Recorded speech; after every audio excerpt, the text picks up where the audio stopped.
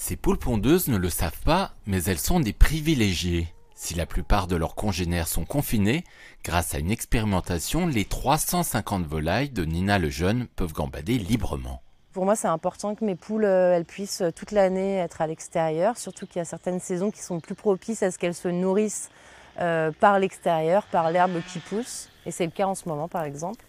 Cette petite ferme a le profil idéal pour mener une étude liée à la grippe aviaire.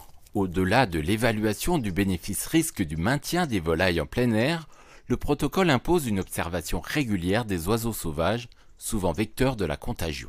C'est des petits moineaux, ça risque pas grand-chose. Il se trouve que dans cet endroit du département, on n'est pas sur un couloir de migration. Donc être contaminé par la grippe aviaire, ce serait quand même assez étonnant. Et ensuite, si toutefois j'étais contaminée, j'aurais aucun risque de diffuser cette maladie puisque je suis en autarcie et que les autres élevages sont loin et que je suis un peu coupée du monde là dans ma forêt, mes poules aussi. Des fermes isolées dont les produits sont le plus souvent conditionnés sur place et vendus en circuit court. Moins de risques donc. Pour cette adhérente de la Confédération paysanne, autant de raisons pour assouplir les mesures contre la grippe aviaire.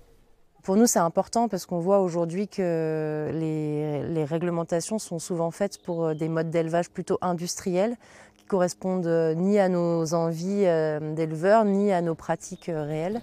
On espère que l'analyse de risque par ferme permettra donc aux petits élevages plein air en autarcie de pouvoir se passer du confinement des volailles.